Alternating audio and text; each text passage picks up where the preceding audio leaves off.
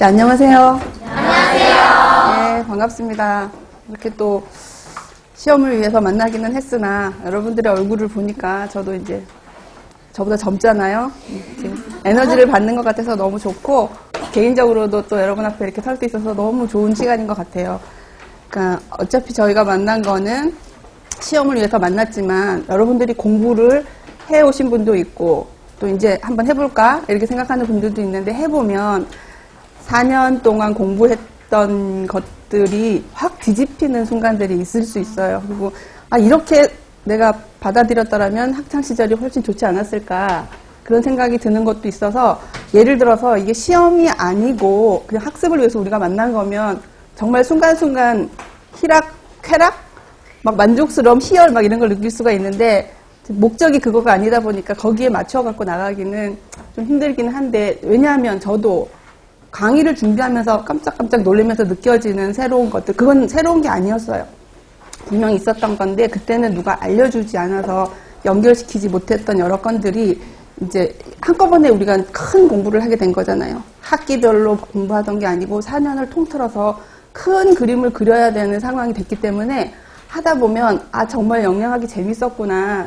이거를 내가 취업이 된다면 이렇게 적용하면 되겠구나. 이런 것들을 느끼면서 갈 수 있을 것 같아요. 그리고 저기 앞에 화면에 보이시는 것처럼 기출 문제들을 그냥 나오는 것을 풀어보진 않더라도 그 과목별로 보게 되면 문제를 내는 선생님들의 트렌드가 이렇게 가고 있구나 라는 거를 알게 된다면 여러분들이 계획하기가 좋지 않을까 싶어서 제가 이제 앞에 서두로 이렇게 얘기를 했고 아무튼 이 영양학이라는 것은 아주 기본인 거죠. 그죠? 기본이기 때문에 여러분들이 교재를 조금 있다가 제목만 보셔도 알지만 영양학을 잘 하려면 베이스로 생리하고 생화학이 깔려있지 않으면 이해가 일단 안 돼요. 그래서 영양학을 딱 봐서 아주 수박 겉핥기식으로 공부를 하면 참 쉬운데 이게 왜 그래? 그러면 깊어지면 이제 우리는 황당해지는 거예요. 근데 안타깝게도 외부에서 비슷한 업종에서 같이 근무를 하거나 공부를 하는 사람들이 우리를 볼 때는 영양학을 공부한 사람들은 이 정도는 할 거야 라고 생각하는 분야가 뭐냐면 생리하고 생화학이에요. 그거를 아주 잘 알고 있다고 알고 물어와요. 근데 우리는 그걸 제일 싫어하잖아.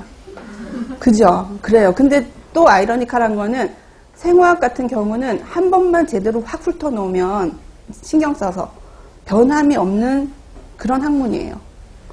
그잖아요. 그죠? 이름은 간혹 잊어버릴 수 있지만 흐름은 알 수가 있다는 거지. 영양학은 트렌드에 따라 변해요.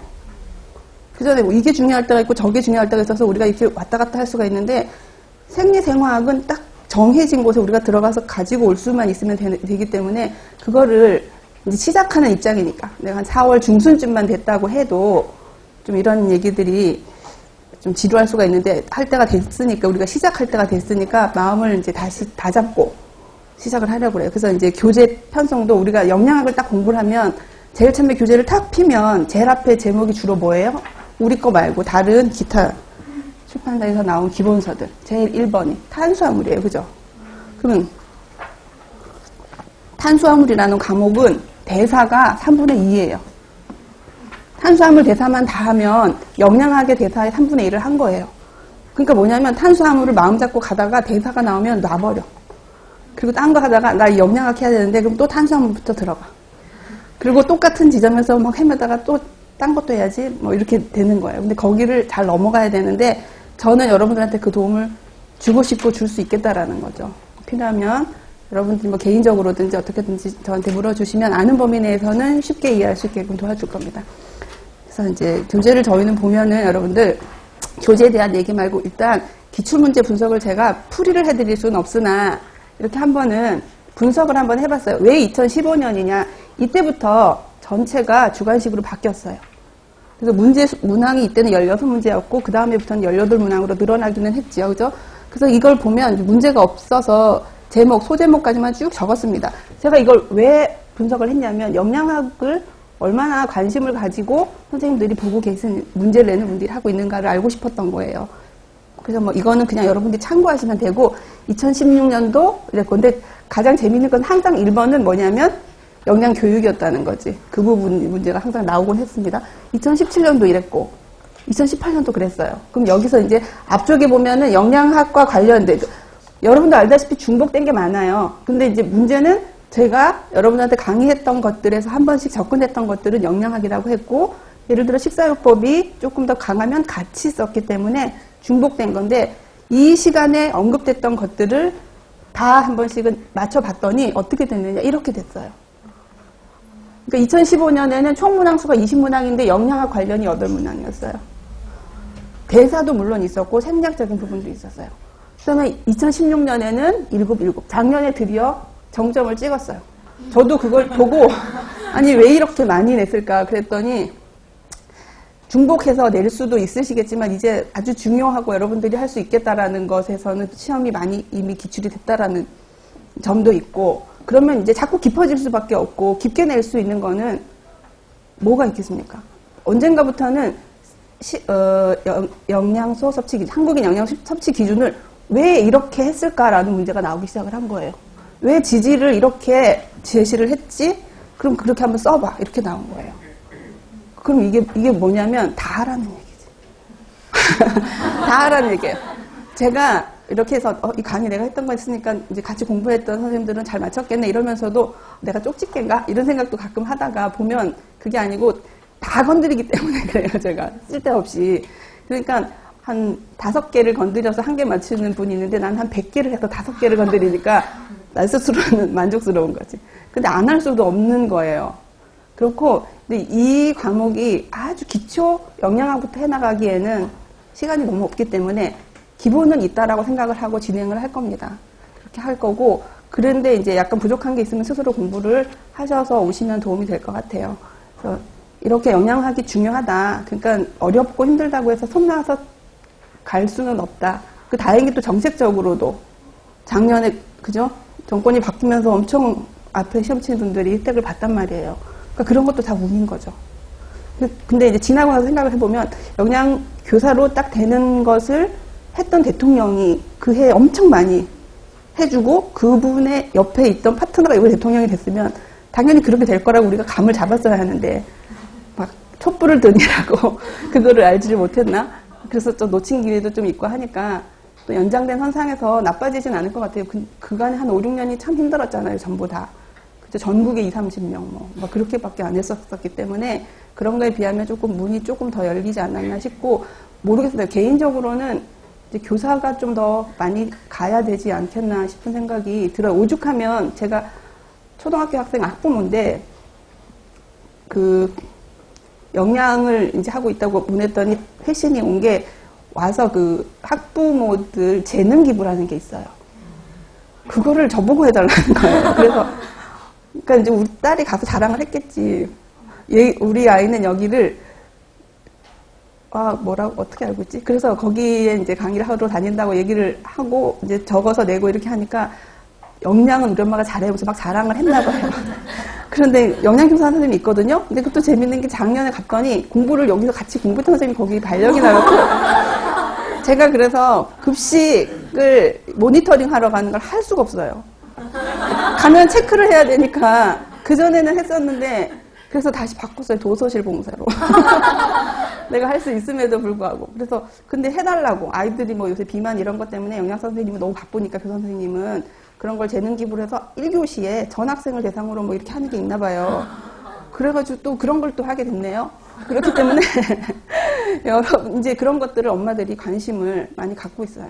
그러니까 여러분들이 가야 할 곳에서 필요한 것이 무엇인지 여러분들이 보시면 이제 계획하고 꿈꾸는 시기잖아요. 힘은 들지만 그럼 마음껏 생각을 하고 가시면 아마 좋은 결과가 있고 준비된 사람은 딱 그 자리에 갔을 적에 정말 확 펼칠 수가 있어요. 다행히 윗선에 교장 선생님이야 모든 도와주는 인력들이 나의 생각과 공감을 해주면 정말 화려하게 빛을 내겠지만 또 그게 녹록치는 않습니다. 근데 본인이 하기에 따라 다르니까 뭐 이런 거는 바깥 이야기고 우리는 이제 또 공부를 해야 되죠. 그래서 이걸 보시면 우리 이제 앞에 나와 있는 개요가 이 책이 2종류로 되어져 있는 거는 보셨을 거예요. 그래서 작년에는 이거를 단원별로 섞어놨더니 힘들어하셔서 아예 분리를 시켜서 분리시킨 상태에서 필요하면 그 부분의 생학 부분을 보고 그렇게 해서 구분하는 게 좋을 것 같아서 이제 나눴으니까 여러분들이 필요하면은 앞, 뒤를 왔다 갔다 하시면 될 것 같고 이 책에다가 그림이랑 표를 많이 넣었기 때문에 예년보다 프린트물은 많이 안 나갈 계획입니다. 워낙 제가 책보다 더 많은 자료들을 줘서 불만도 있고 그랬었거든요. 그러니까 이제 그런 부분들은 조금 시정을 할 거니까 참고하시고, 여기서 챕터 1을 오늘 다 할 거고요. 챕터 1을 하고 나서 제일 뒤쪽에 있는 한국인 영양소 섭취 기준까지 진행을 이번 주에 소개까지 마칠 예정입니다. 시간 안에 다 할 수 있으면 좋겠지만 아니면 좀 넘어갈 수도 있겠죠. 그렇게 하고 나서 이 챕터 1과 2, 그 다음에 참고 부분을 마무리를 하고 영양학에 관련된 기본적인 거는 다음 주부터 시작하지 않을까 저는 이렇게 준비를 하고 왔으니까 여러분들이 참고하시면 되고, 그 다음에 두 번째 나와 있는 교재에는 이렇게 에너지 대사, 혈액, 골격계, 비뇨기계, 항산화, 호르몬 대사를 여기에서 생리생화학이라고 우리가 얘기를 했지만 에너지 대사라고 하는 부분이 주로 생화학일 거예요. 그 다음에 그 밑에 2부터 6까지는 생리를 접하는 건데 여기서도 직접적인 생리 문제가 막 나오고 그랬어요. 예전에 보면은. 그러니까 놓칠 수가 없고 어디서 나와야 될지를 알 수가 없는 상황이고, 올해가 2019년.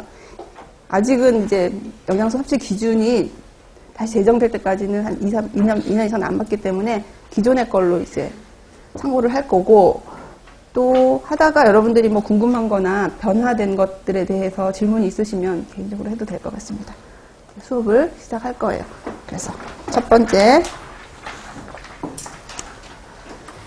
챕터 1이 영양학의 개요입니다. 그래서 영양학은 어떤 개요를 우리가 설명을 하려고 하냐면, 보시는 것처럼 섭취 기준에 대한 개요 지금 여러분들이 왜 이렇게 자꾸 반복해, 그런데 제가 그렇게 일부러 했어요.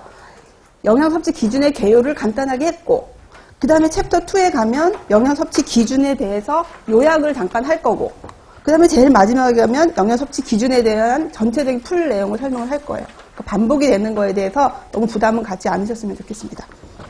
그리고 탄수화물 전체에 대한 개요, 지질에 대한 개요, 단백질에 대한 개요, 비타민에 대한 개요, 무기질에 대한 개요가 이 영양학 개요의 챕터 1입니다. 그러니까 뒤에 나오는 것들을 여기다가 한번 설명을 하고 그 다음에 넘어갈 거예요.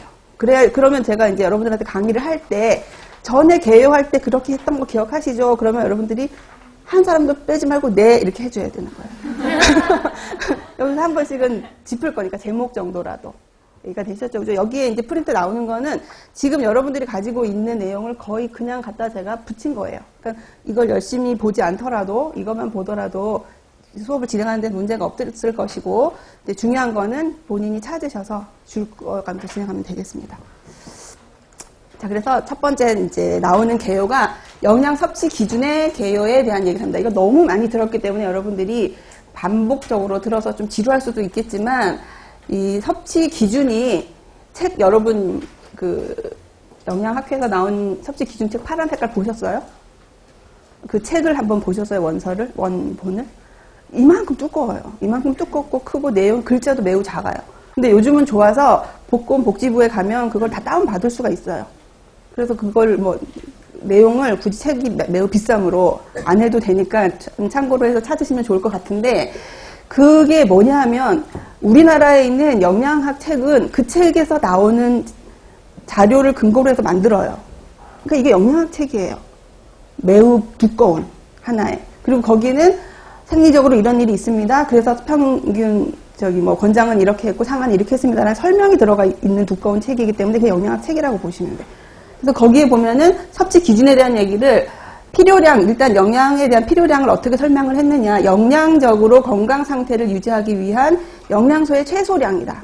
이걸 먹어야만, 먹을 수 있는 이 정도는 먹어야 생존할 수가 있다라는 걸로 우리가 제시를 되어져 있고, 이것을 만들기 위해서는 연령대, 여러분들 알죠? 영유아 2단위로 나누어서 몇 단계로 만들고, 남녀 나누어 놓고, 청소년기 2단계로 나누어서 나누어 놓고, 그렇게 연령과 건강 상태를 포함하여 많은 요인들이 영양소, 필요량에 영향을 미치는데, 이런 것들에 대한 요인들을 다 분석을 해서 만들어진 것이 영양섭취 기준이라는 거예요.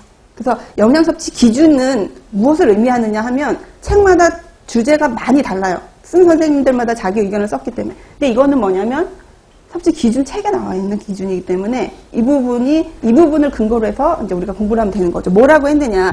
예전에는 영양섭취 기준이 나오기 전에는 우리가 뭐라고 불렀었는지 알 필요는 없었지만 들어보신 적 있으세요? 영양 권장량이란 말을 썼어요. 그냥. 그래서 한 영양소당 하나, 숫자가 하나만 있었단 말이에요.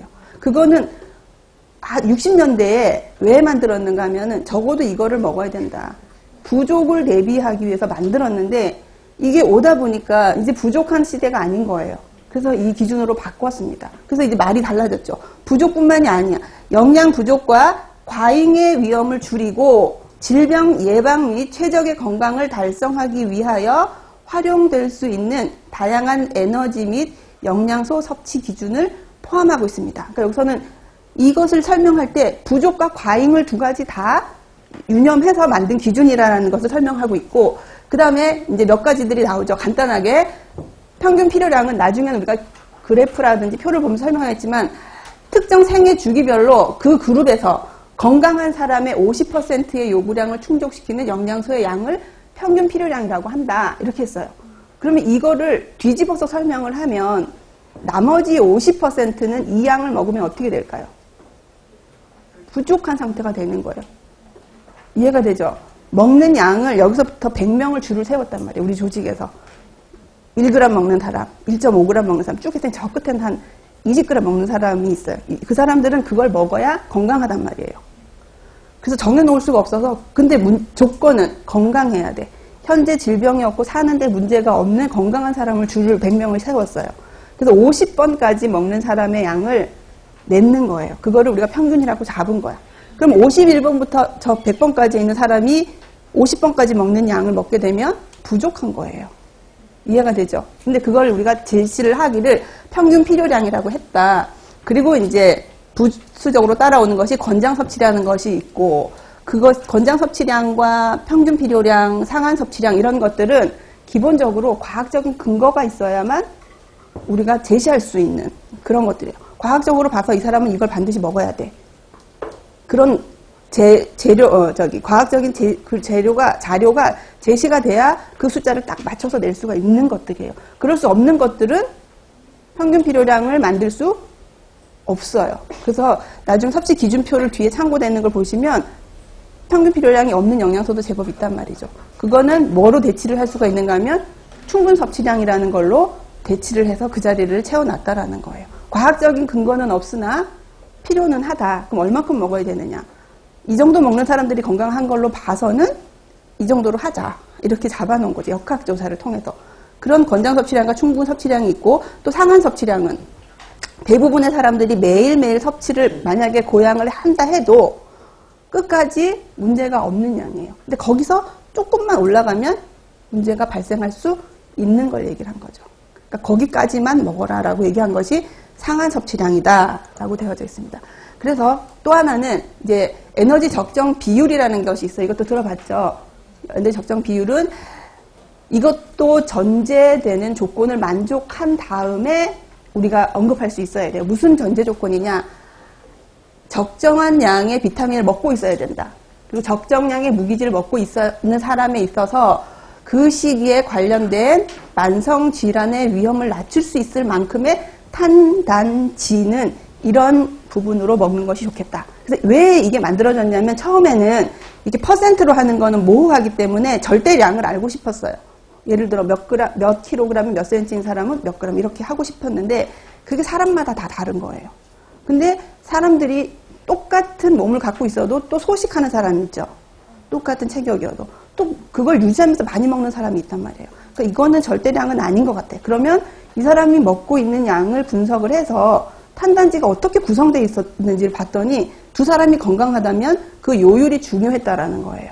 그래서 탄수화물, 단백질, 지방은 에너지 적정 비율로 우리가 구성을 하자. 그래서 그 비율이 나타났고, 이제 뭐 이런 쉬운 그림들이 있기는 한데, 그래서 영양 섭취 기준은 우리가 기본적으로는 평균, 충분, 권장, 상한으로 구성되어져 있다고 하는데, 영양 섭취 기준 체계는 에너지 필요 추정량 또는 에너지 적정 비율도 이 안에서 같이 이 한 우산 속에 포함하고 있는, 품고 있는 그런 영역이다라고 우리가 설명을 할 수가 있다는 겁니다. 그 다음에 이제 나온 것이 우리가 이제 항상 어려워하는 탄수화물에 대한 얘기인데, 탄수화물에 대한 얘기는 이 개요에서 세 가지로만 간단히 설명을 할 거예요. 그래서 설탕이라든지 감미료, 전분, 식이섬유 이런 기본적인 탄수화물 식품에 대한 이야기, 그 다음에 우리가 가장 어려워하는 대사에 대한 이야기, 그 다음에 탄수화물하고 건강 문제가 많이 대두가 되고 있어요. 그러니까 이런 것들은 응용 문제로 나올 수가 있고, 어린아이들 같은 경우에는 비만이랑 충치가 연결이 딱 되잖아요. 그죠? 그런 것들도 다 탄수화물에서 우리가 접근해야지 될 그런 주제라는 걸 여러분들 보시면 되죠. 그래서 거기 있는 내용들 여러분 자세히 보시면 설탕, 감미료, 전분, 식이섬유는 탄수화물 식품인데 여기에서 탄수화물은 가장 중요한 것이 체내의 중요한 에너지 근원이다 라는 것이에요. 체내에 있는 중요한 에너지 근원이다. 그러면 다른 영양소, 단백질과 지방은 에너지 근원이 아니냐? 맞죠, 그죠? 맞지만 그 얘네들이 동원이 될 때는 탄수화물이 부족한 상황이 될 때 상비군이 되어서 그 비상사태를 수습하기 위해서 오는 거지, 걔네들이 제일 먼저 나가는 군인이 아니라는 거예요. 그러니까 탄수화물이 충분히 먹어줘야 그 지방은 에너지 이외의 다른 기능, 단백질도 에너지로서의 기능 말고 다른 기능을 더 열심히 할 수 있다. 그래서 탄수화물로 에너지를 채워주는 것이 좋겠다고 했고, 또 이제 가장 먼저 볼 수 있는 것이 가장 중요한 단당류, 포도당, 과당, 갈락토스라는 것들이 있더라. 이거는 기본적인 얘기입니다. 그 다음에 포도당은 근육과 다른 세포의 주요 원료이지만 정상적인 조건 하에서는, 그러니까 정상적이지 않은 상태에서는 근육이랑 다른 세포들도 지방을 갖다 쓸 수 있다, 없다. 정상적이지 않은 상태에서는 근육과 다른 세포들이 다른 걸 갖다 쓸 수 있어요. 근데 정상적일 때는 포도당을 많이 좋아한다라는 거예요. 그리고 정상적인 조건 하에서도 반드시 포도당만을 원하는 것이 있는데 그게 신경계 쪽이라는 거죠. 그래서 적혈구나 뇌를 포함한 신경계 계통은 포도당을 주 에너지원으로 사용을 하고 있습니다. 그러니까 포도당이 부족하면 지방을 갖다 특히 연명할 수는 있으나 적어도 여기에서 뭐 뇌까지 얘기했는데 궁극적으로 뇌도 아주 극심한 기아가 되면 딴 걸 갖다 써요. 대체 에너지로 쓸 수가 있어요. 근데 적혈구는 그게 안 된다 그랬죠. 그게 안 되는 이유는 우리가 대사에 가서 한 번 더 그 대사적인 측면에서 접근을 해보도록 할 겁니다. 자, 이런 식으로 해서 우리가 탄수화물이 중요하다. 그 다음에 유당하고 자당, 서당이라고 하고 여기서 하나 빠진 게 있다면 뭐가 있어요? 메가당. 그죠? 포도당 2개짜리 메가당도 2당류로서 중요한데 그건 이제 교재에서 우리가 볼 것이고, 그런 대표적인 것들에 대한 이제 얘기. 대부분의 동물성 식품은 탄수화물의 근원은 아닙니다. 그러나 우유와 아이스크림과 같은 유제품은 저기 위에 있는 2당류 중에서 유당을 함유하고 있으므로 매우 중요하다. 나중에 설명을 하겠지만 우리 몸에서는 아까 중요한 단당류가 세 개가 있었어요. 포도당, 갈락토스, 과당. 이렇게 우리가 먹을 수가 있죠. 과일을 먹으면 과당이 들어갈 것이고, 그죠? 그렇게 먹을 수가 있는데 걔네들이 들어가서 그 역할을 할 수가 없고 다시 뭘로 바뀌냐면 다 포도당으로 바뀌어버려요. 그리고 나서 그런 일들을 포도당이 하는 일을 대체적으로 하는 거예요. 그러니까 한 번 더 대사를 거쳐서 포도당이 된다는 거예요. 그걸 먹더라도. 그죠? 그러면 이제 늘 얘기를 했지만 우리가 임신을 해서 아기를 낳았어요. 아기를 낳아서 모유가 나와. 모유는 분명히 저기 있단 말이지. 그죠? 유당이 들어가 있고 그 속에 갈락토스가 있어요. 그럼 그건 어디에서 나오는 걸까? 갈락토스가 다 포도당으로 바뀌어버린다고 그랬잖아요. 먹으면. 내가 우유를 먹어서 우유 속에 있는 유당을 내가 먹고 걔가 분해가 되어서 갈락토스, 포도당으로 나눠졌다? 그랬을 경우에는 그 갈락토스가 다시 포도당으로 바뀐다 그랬죠. 근데 내가 내 모유에서 나오는 거는 유당이 나온단 말이에요. 그럼 그 갈락토스는 어디서 나온 거예요? 어디서 나온 거예요? 다 바꿔놨는데 또 갑자기 막 나오는 거예요, 그때. 자꾸 우리 몸은 뭘 변화시켜. 그죠? 엄마의 그 모유를 만드는 유방 안에 보면 세포가 있잖아요. 거기서 포도당이 다시 갈락토스로 바뀌어요. 그래서 다시 유당을 만들어, 합쳐져서. 그래서 모유를 만들어서 아이에게 넣어주는 거예요. 그러니까 너무 신비롭죠? 그거를 알고 먹이는 엄마는 없습니다. 네. 그래서 이제 영양 섭취 기준에서 우리가 나눠보면은 총 에너지의 55에서 65%의 탄수화물에서 제공하는 것이 좋다. 총 에너지에. 그것이 이제 기준으로 탁 나오게 된 거죠. 자, 그 다음에 이제 뭐 감미료에 대한 이야기. 감미료는 여러 가지가 있는데 여기서는 두 가지로 나누었어요. 영양적인 감미료와 비영양적인 감미료가 있다. 그래서 영양적인 감미료는 솔비톨, 자일리톨, 만리톨 등 이런 당 알코올을 포함하는 것들이 있는가 하면 비영양적인 감미료를 사람들이 좀 더 좋아해요. 영양적으로 별로 없고, 뭐 나쁘면 안 되지만 없고, 사람들이 자신의 에너지 섭취를 조절하고 식욕을 증가시키지 않고 체중을 관리하는 데 도움이 될 수 있다면 이런 비영양적인 감미료가 좋은데, 가장 대표적인 이 영양적인 감미료, 그 아래쪽에 보면 아스파탐이라는 것이 있잖아요. 아스파탐은 책에 따라 다른데 16배 정도 강하다 그래요. 그냥 서당보다 감미료가. 그러니까 정말 조금만 넣어도 그 맛을 할 수가 있고 내 몸에는 에너지를 내지 않으니까 너무 좋은데, 문제는 페닐케톤 요증에 걸린 사람은 이 아스파탐을 섭취하지 않도록 하는 것이 중요하다. 왜 그러냐? 이거는 이제 다른 참고인데 나중에 대사할 때 할 거예요. 근데 나왔으니까. 아스파탐이라고 하는 것이 나중에 소화가 되면 아스파르트산, 페닐알라닌, 메탄올 이게 4대 5대 1 정도로 분해가 된대요. 이렇게 나눠진다는 거지, 대사하면서. 근데 여기서 나오는 페닐알라닌이 문제인 거예요. 그래서 PKU 환자 같은 경우는 이 페닐알라닌이 그 다음으로 대사가 되고 돼야 되는데 대사가 되지 못하고 있으면서 독성을 나타내게 되니까 몸이 힘들어지는 거죠. 그래서 페닐알라닌을 대사할 수 없으므로 너무 많이 아스파탐을 섭취할 경우에는 위험에 노출될 수가 있습니다. 그래서 이런 비영양적인 감미료인 아스파탐을 사용을 해야 된다면, 내가 여러분들이 이제 학교에서 이제 교사로 있다. 그리고서는 뭐 비만인 아이가 와서 얘기를 해서 엄마하고 상담을 한다. 이건 완전히 제가 혼자 생각하는 거긴 하지만, 그랬을 적에 이런 비영양적인 것이 있습니다. 라고 했을 때 얘가 PKU 환자인지 아닌지 모르잖아요. 그럼 물어야 되는 거예요, 엄마한테. 이게 영양적으로 아이의 체중 관리는 되지만 혹시 질환이 있으신지요? 그래서 뭐 유전적인, 그래서 있다 그러면 이건 안 됩니다. 라고 얘기를 해줄 수 있어야 되는 거예요. 그러니까 이런 작은 질문 같은 것들을 놓쳐서 큰 걸 잃게 되는 경우가 있기 때문에 여러분들이 그런 것들은 좀 평상시에도 해주기를 바라는 거죠, 많은 사람들이. 자, 그 다음에 이제 드디어 전분, 글리코겐, 그 다음에 식이섬유를 우리는 다당류라고 말합니다. 그리고 얘네들이 소화되는 과정을 간단하게 여기서 정리를 했어요. 그래서 소장 쪽에서, 입부터 시작해서 소화기계 쪽에서는 전분을 포도당으로 분해하고 소화하여서 흡수를 시킵니다. 흡수된 포도당은 혈액중을 떠돌면서 여기저기 일을 하다가 남게 되면 근육과 간에 가서 저장이 됩니다. 그런 걸 우리가 이제 알고 있어요. 근데 근육과 간에서 저장되는 형태는 글리코겐이다. 근데 글리코겐은 무한대 저장될 수가 없다. 그러면 글리코겐으로 저장이 되고도 또 포도당이 남는다면 그건 어디로 갈 것이냐? 지방이 된다라는 거예요. 그죠? 그래서 그러면 이제 글리코겐이 많이 저장될 수 있게끔 하기 위해서는 근육을 많이 만드는 것도 도움이 될 수가 있다 보시면 되고, 그 다음에 이제 중요한 것이 식이섬유예요. 식이섬유는 예전에는 굉장히 무시당하던 영양소였으나 요즘에 많이 사람들에게 사랑을 받고 있는 중요한 영양소가 됐죠.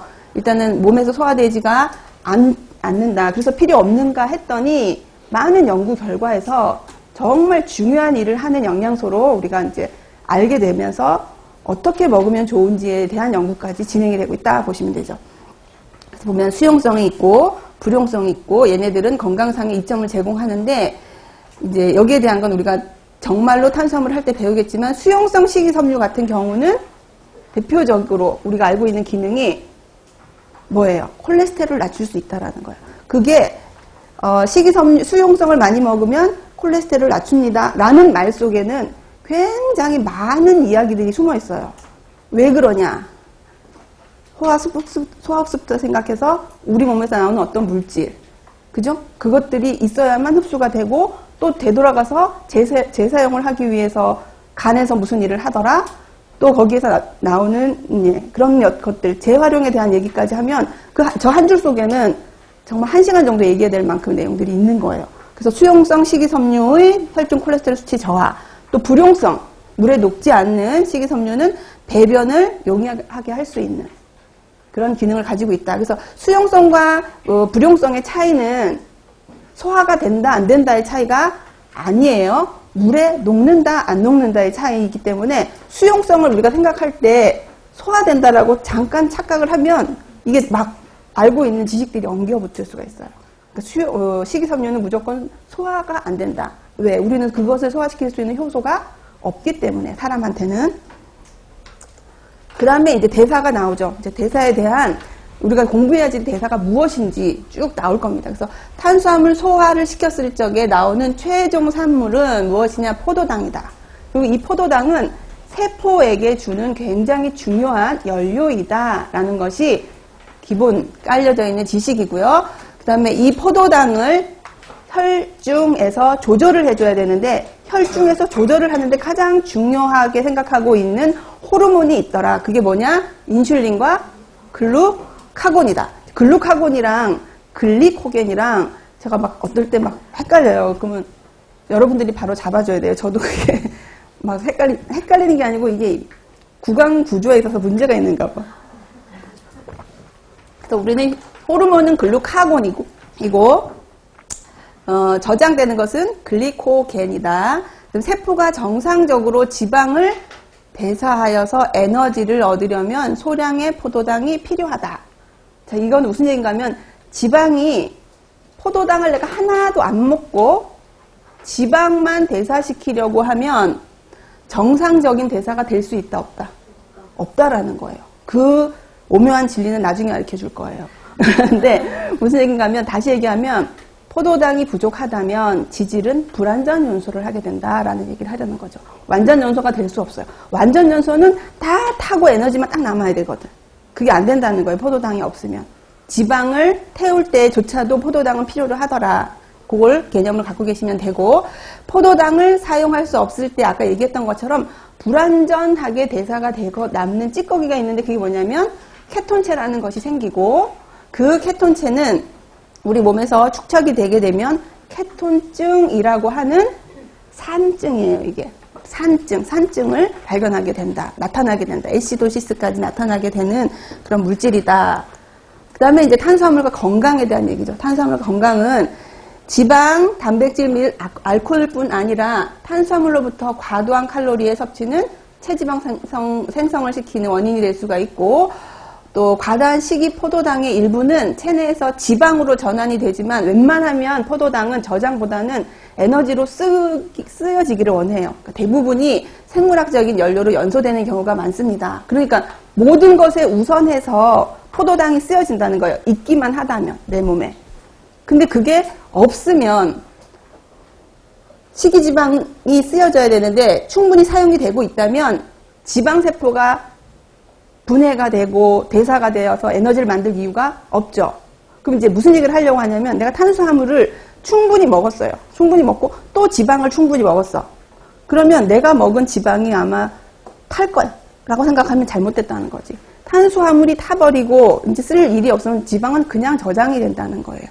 그래서 연료로 사용되지 않고 지방세포로 저장이 되므로 탄수화물을 너무 섭취하지 않으면 뭐 원치 않는 체중 증가를 초래한다. 제가 이렇게 길게 얘기하는 거는 여러분들이 이거를 그냥 저건 다 아는데 뭐 이렇게 해서 하지 말고 이런 말들이 여러분들이 긴 서술형 문제를 쓸 때 어떻게 말을 연결을 시켜야 내 의지 표현이 될 수 있을지를 연습을 해야 될 필요가 있어요.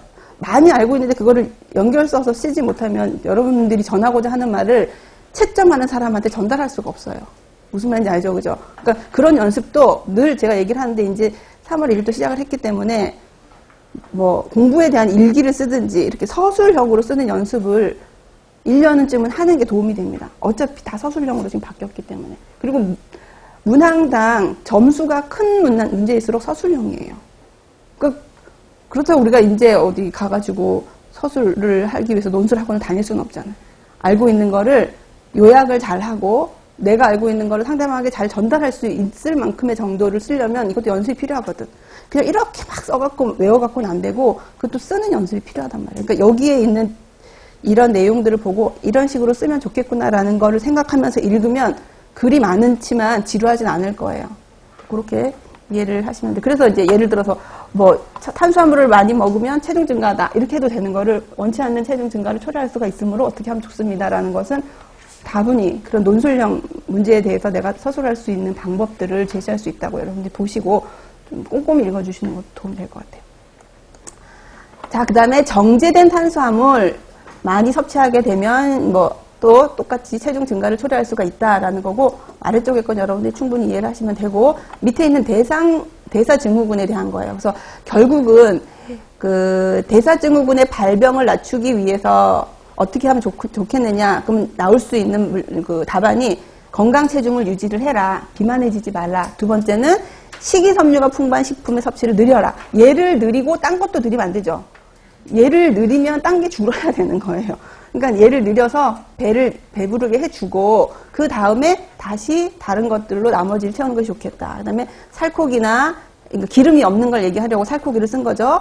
해산물, 가금류, 또 지방이 없거나 저지방인 유제품들을 선택해서 먹는 것이 좋습니다. 라고 되어 있어요. 근데 이런 것들은 이제 어른에 대한 이야기고 청소년이나 아이들을 위해서는 저지방이나 무지방을 권유하는 거는 좋지가 않아요. 그죠? 그 속에 있는 것들이 아이들의 성장에 매우 도움이 되기 때문에.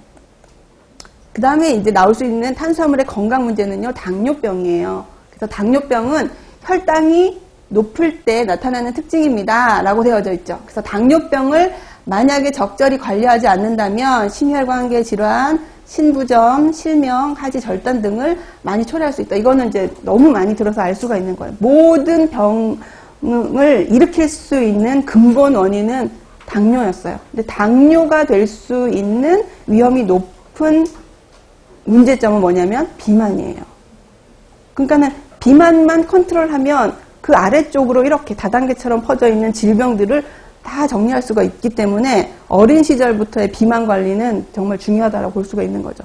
그리고 이런 사람은 어떨 때 위험이 높으냐? 신체적으로 비활동적이고 그 다음에 과체중이고 가까운 친척 중에 제2당뇨 환자가 있는 사람일수록 그렇더라라는 게 나오죠. 근데 이 건강 문제는 사실은 저도 건강에 대해서 자신 있게 살아온 사람은 아닌데 그렇다고 내가 와르르 무너질 거라고 살아온 적도 없어요.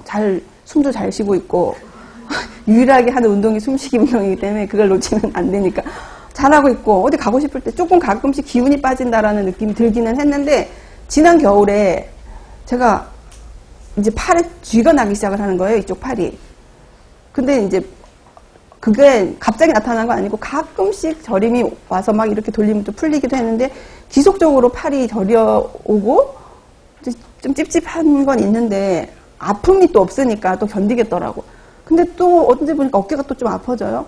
그래서 병원을 가야 되나? 어떻게 되나? 그런데도 이제 또 불감증이라는 게 있잖아. 참으면 되지. 이게 뭐 별거겠어? 저림인데? 저려오는 거니까. 그냥 이렇게 좀 이렇게 하면 되고. 뭐 잡는데 문제가 없었고. 내가 기분 나쁜 어떤 그런 통증 느낌이 싫었기 때문에 걱정을 했는데, 이제 저희 집은 그 쌀을 20kg짜리 이렇게 하나씩 시키면 내가 손에 들기 쉬운 플라스틱 병에다 이렇게 몇 개를 부어놓고 그거를 안쪽에다 하나씩 갖다 놓고 이렇게 한단 말이에요. 손잡이가 있거든. 탁 드는데 손에 힘이 안 들어가고 이걸 화르륵 쏟은 거예요. 너무나 놀란 거야 이게. 그래서 이게 뭐지? 그러고서는 다시 쌀을 집어넣고 뚜껑을 꽉 닫고는 그 잡는 위치를 했는데 이게 엄지에 손에 힘이 안 들어가는 거예요. 그래서 깜짝 놀라서 뭐지? 그러고서는 막 계속 이렇게 지금처럼 하다가 또 이제 잊어버렸죠. 잊어버리고 그러고 있다가 또 얼마 있다가 그러니까 웍으로 냈는데 나 뭘 뽑고 이걸 딱 드는데 이게 이렇게 빠지는 거예요. 뭔지 알겠어요? 손잡이가 있으면 얘가 받쳐줘야 되잖아. 그래야 내가 이걸 들잖아. 이거는 되는데 얘가 빠져서 이렇게 되는 거예요. 너무 무서운 거예요, 그게. 큰일 났다, 이건 정말 큰일인 것 같다. 그래서 병원을 이제 그제서야 쫓아갔더니 이제 5번, 6번, 여러분 들어보죠, 그런 거. 5번, 6번이 좁아져 있고, 그게 이제 엄지로 가는 신경이 지나가는 길인데 너무 좁아져 있다. 디스크인 거예요. 그래가지고 너무 좌절을 해서, 큰일이다. 그러고서는 혼자서 고민을 엄청 많이를 하고, 물리치료랑 그런 걸 받으니까 겁나는 게, 이제 위로 올라가 보게 되잖아요. 그러면은 이제 우리 가족은 좀 그쪽이 약한가 봐요. 심혈관계 쪽이. 또 저희 남편 쪽도 간 쪽이 안 좋은 거예요. 그래서 우리 아들, 딸이 너무 걱정이 되는 거예요. 온몸이 다 되잖아, 그렇게 되면. 그래서 어른들이 다 그것 때문에 힘들어 하셨었는데, 그때 저희 아버지가 그거를 그렇게 하셨던 기억이 나는 거예요. 물건을 갖다 놓치는 걸 내가 봤단 말이에요. 그러니까, 이게 책에 나온 말이 여러분, 다 사실이에요. 이게 가족력 이런 것들이 그냥 사람들이 쓰고 싶어서 한 줄 쓴 말이 아니고, 정말로 그게 피부로 이제 와닿으니까 이런 글들이 이제는 흘러가지지가 않고, 맞아. 이게 맞아. 이게 정말 고민하고 많은 자료들을 가지고 쓴 글이구나라는 걸 이제 느껴지는 거예요. 그래서 건강에 대한 거는 여러분들도 지금 또 잊어버린 게 열심히 치료받았더니 돌아온 거예요. 그래서 이제 살 수는 있겠다고 하는데 그래도 이제 겁은 좀 덜 나죠. 근데 그게 넓어진 게 아니고 더 좁아지지 않게끔 어떤 조치를 하는 것만 하고 있는 상태라서 괜찮긴 한데 이제 프라이팬을 들 수 있어서 저는 되게 행복하게 생각을 해요. 그래서 행복은 정말 성적순이 아니더라고. 프라이팬을 들 수만 있어도 이렇게 행복한 줄을 정말 예전에는 몰랐어요. 그러니까 여러분들도 건강 관리를 정말 해야 돼요. 지금부터. 저는 저희 아들이 너무 건강 염려증이 심해서 유난스럽다 그랬거든. 근데 그게 고맙더라고, 이제는. 자기가 자기 걸 챙길 수도 있고 별나니까.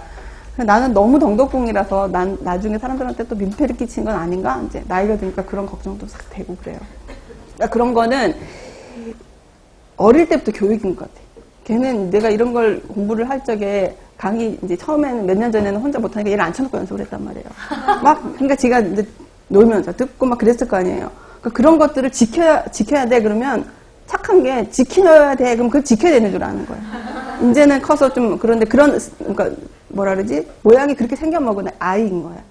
그러니까 빨래도 내가 뒤집어서 빨으라고 한 번만 얘기를 했는데 온 빨래를 다 뒤집어. 정말 감당할 수 없. 그래서 자기가 빨래를 빨고 나왔는데 하나가 뒤집혀 있지 않다면 다시 빨아야 되는 거야. 그러니까 내가 그래서 너 내 아들이니까 내가 너를 지켜보지만 내 아들 친구면 너무 놀지 말라고 할 것 같아. 그리고 맨날 그렇게 얘기를 하는 거거든. 그러니까 아무튼 그러면 뭐 옆에 사람이 볼 땐 답답해도 건강은 자기가 관리를 하니까. 그러니까 그게 어릴 때가 좋기 때문에 여러분들이 나중에 취업을 하면 초등학교 아이들을 중학교까지라도 그런 그러니까 권위가 있는 선생님이 했던 말들은 얘네들이 새겨들어요. 엄마가 하는 말보다. 그러니까 그런 것들이 아이의 인생을 바꿀 수 있다는 그런 사명감을 갖고 일하는 건 굉장히 중요한 것 같아요. 그냥 단순히 오늘 점심을 준다 이런 것보다는. 네, 그래서 그 다음에 이제 나오는 것이 당뇨에서 우리가 많이 보는 혈당 지수와 혈당 부하에 대한 얘기죠. 그래서 이런 것들을 구분하는 이 지수. 그러니까 얘네들은 당뇨 환자의 식이요법에서 많이 쓰여지고 그 위험을 낮출 수 있는 식단이다라고 되어져 있어요. 요 GAI하고 혈당 지수하고 당 부하는 들어가서 계산하는 방법이 우리 예전에 한번 나왔죠, 시험에. 당 지수랑 부하를 놔두고서는 묻는 게 있었어요. 그러니까 그것도 한번 다시 봐야 할 것 같아요. 그 다음에 이제 아까 얘기했던 것처럼 식이섬유가 나왔습니다. 그래서 굉장히 우리 몸에서 심각하게 생각하는 성인들에게서 많이 발생하는 질환들에게 있어서의 위험을 감소시킬 수 있는 좋은 식품이었구나라는 걸 알게 됐고, 불용성 식이섬유는 아까 처음에 얘기했던 것처럼 변비와 치질의 위험을 낮출 수 있는 식품이고, 수용성은 콜레스테롤의 흡수를 감소시켜서 심혈관계 건강을 향상시킬 수 있는 그런 좋은 식품이었다라는 것까지 이제 우리가 나왔습니다. 그 다음에 이제 개요에서 지질에 대한 거는 역시 지질의 전반적인 내용과 지방과 콜레스테롤 대사에 대한 얘기를 간단하게 보겠습니다. 지질은 정말 할 얘기가 많죠, 우리가. 인체는 수많은 기능을 가지고 있는데 이것을 위해서 웬만하면 지질이 다 필요해요. 그러니까 탄수화물은 에너지에 대한 부분이 이 영양소의 80%예요. 근데 여기서는 지질은 해야지 될 기능이 단백질도 마찬가지지만 에너지 이외의 기능이 너무 많기 때문에 웬만하면 얘네들은 에너지로 쓰지 않게 해주는 것이 우리가 건강을 유지하는 하나의 방법일 수도 있다, 이렇게 보면 되죠.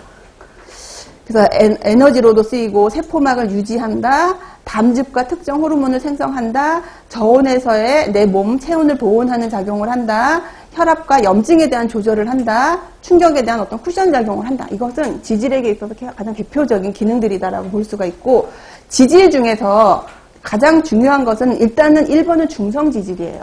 중성지질이 자연계에 있는 지질의 85%를 차지를 하고 있고, 우리 몸을 구성하고 있는 지질의 85%가 중성지질이에요. 그 중성지질이 뭐냐? 그냥 아직은 그냥 개념적으로 생각해보면 중성지질이 뭐예요? 어떻게 생겼어요? 어떻게 생겼냐면 티그처럼 생겼어요. 티그 글자. 우리 이렇게 티그처럼 생겼어요. 그죠? 그래서 요 긴 거는 글리세롤이고 옆에 있는 줄 3개는 지방산이에요. 그래서 우리가 지방을 공부할 때 잘 구분을 해야지 되는 것 중에 하나가 이렇게 합쳐진 티귿의 기능도 알아야 하고 작은 하나하나에 대한 지방산도 특징이 있어서 구분을 해야 돼요. 그래서 중성지방이랑 지방산을 섞어버리면 매우 곤란해질 수가 있어요. 그렇기 때문에 여기서 얘기하는 것은 중성지방은 지방으로서 만들어진 티귿자 형태의 중성 지질을 설명하는 거고, 스테롤류 지질이 가장 중요한 것이다. 그리고 지방이 중요한 이유는 지용성 물질들이 어떻게?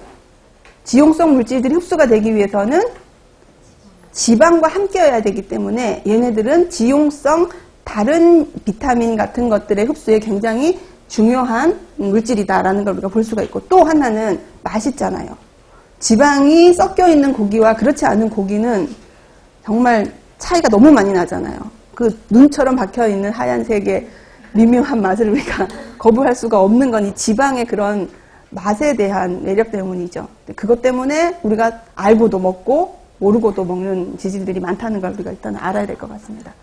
중성 지질은 대부분을 차지한다는 얘기는 했고, 아까 설명했던 것처럼 세 개의 지방산이 글리세롤에 결합되어져 있는 형태이더라. 그러면 그 각각 나와 있던 세 개의 작은 지방산들은 어떤 종류로 구분이 되느냐, 이제 지방산에 대한 얘기를 하는 거예요. 그 지방산은 포화지방산도 있고 불포화지방산도 있구나. 그 불포화지방산은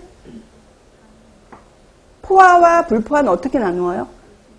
이중결합이 있느냐 없느냐인데, 그러면 포화는 그럼 다 결합됐으니까 나중에 설명하고, 다 포함되지 않고 불포화가 되어져 있는 이중결합이 하나라도 있는 거는 하나 있는 것과 한 개 이상 있는 걸로 우리가 구분을 해서 이렇게 3개 정도로 나누어서 설명을 할 겁니다. 그래서 중성지방은 이런 불포화지방산과 포화지방산이 다 그 연결되어져 있는 그런 모양이다. 그리고 동물성 지방에서는 그 식물성보다 포화지방산이 더 많다.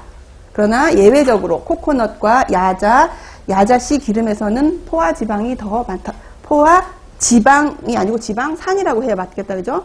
포화지방산이 더 많더라. 그래서 특별하게 식물성 중에서 포화지방산이 많은 것이 코코넛, 야자씨 기름이에요. 그러면 여러분 요거까지만 하고 잠깐 쉴 텐데, 코코넛하고 야자나 야자씨 기름에는 포화지방산이 많다라는 뜻은 이 코코넛 같은 식품 속에 있는 중성지방이 가지고 있는 3개의 지방산이 포화가 많다는 뜻이에요. 포화지방산이 결합이 많이 돼 있다는 뜻이에요.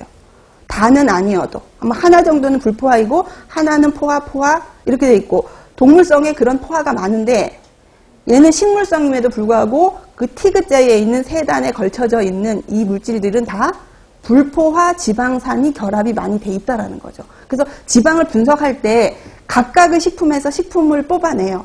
그래서 거기서 중성지방을 분리를 해내. 그리고 여기에서 글리세롤을 떼내요.